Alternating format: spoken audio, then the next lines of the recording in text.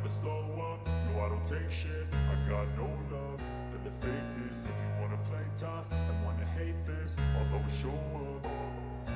I don't ever slow up, no I don't take shit. I got no love for the fakeness. If you wanna play tough and wanna hate this, I'll always show up and make a statement. I don't ever slow up, no I don't take shit. I got no love for the fakeness. If you wanna play tough and wanna hate this, I'll always show up and make a statement. Everything. Pembalap Gresini Racing, Marc Marquez, mengaku akhirnya memahami makna di balik peran sebagai pembalap Ducati di MotoGP. Hal ini ia rasakan setelah menghadiri gelaran World Ducati Week, WDW, di Misano, Italia, pada 26 hingga 28 Juli 2024 lalu. WDW adalah fan event yang digelar Ducati 2 tahun sekali. Selain dihadiri Ducatisti dari seluruh dunia, event ini juga dihadiri semua pembalap Ducati dari berbagai kejuaraan, baik yang bertaraf internasional maupun nasional. Ada banyak sesi menarik yang memanjakan Ducatisti, termasuk jumpa fans dengan para pembalap idola mereka selama 3 hari beruntun. Ducatisti sendiri dikenal setia kepada para pembalap mereka, tak peduli para rider ini berasal dari Italia atau tidak. Marquez yang berasal dari Spanyol dan dikenal bermusuhan dengan Valentino Rossi, sempat dicemaskan takkan disambut hangat oleh Ducatisti. Namun, realita berbeda justru dihadapi Marquez ketika menghadiri WDW 2024, yang juga WDW pertamanya. Sang 8 kali juara dunia malah disambut meriah oleh Ducatisti, dan sesi jumpa fans yang ia lakoni sampai penuh sesak. Marquez pun mengaku sangat takjub, karena Ducati bagaikan prinsip hidup bagi para penggemarnya. Itu event pertama saya dengan keluarga Ducati. Bos besar sudah bilang kepada saya bahwa saya baru akan mulai menyadari makna menjadi pembalap Ducati di sana.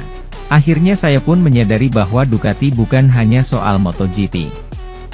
Ducati adalah semacam filosofi, ujarnya. Musim depan, Marquez akan dipindahkan ke tim pabrikan Ducati, yakni Ducati Lenovo Team. Di sana, ia bakal bertandem dengan juara dunia MotoGP 2022 dan 2023, Pecco Bagnaia. Mereka diharapkan bisa menyajikan duel-duel sengit dan seru sepanjang musim. Marquez sendiri bertekad membayar dukungan Ducatisti dengan performa dan hasil baik. Ducatisti sangat mendukung kami di sana. Mereka benar-benar menyemangati saya. Kami pun akan berusaha keras untuk membela warna mereka pada masa mendatang, pungkasnya.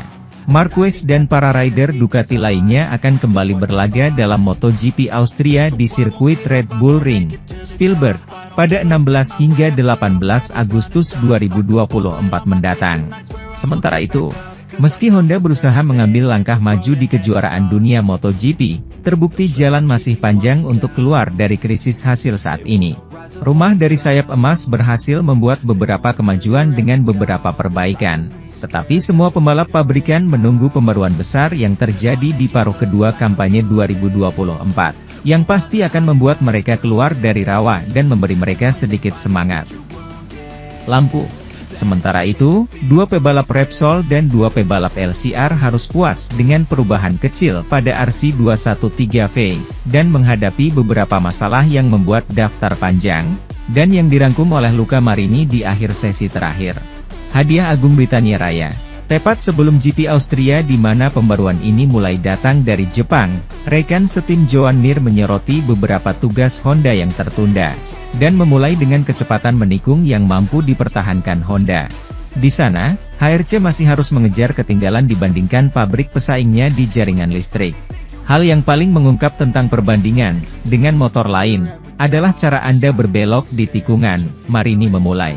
Resmi Ducati mempertahankan kecepatan lebih, sama seperti Aprilia, terutama yang tahun 2024. Kemampuan menikung motor itu luar biasa, dan kami tidak dalam posisi untuk melakukan itu. Selain itu, cara penggunaan rem juga tidak menguntungkan, kita harus mengerem lebih awal, menekan rem depan lebih lama dan mengurangi kecepatan di tengah tikungan untuk memposisikan sepeda dengan benar. Itu masalah utamanya pada saat ini, namun hal ini tidak dapat diselesaikan dengan mengubah gaya mengemudi. Ini bisa membantu, namun itu tidak cukup. Kami harus memperbaikinya dan menghasilkan sesuatu yang baru. Valentino Rossi tampaknya belum sepenuhnya ikhlas melihat Marc Marquez menjadi pilihan tim pabrikan Ducati untuk MotoGP 2025. MotoGP 2025 akan menjadi episode baru dalam perjalanan karir seorang Marc Marquez di mana dia akan mendapatkan status sebagai rider pabrikan lagi.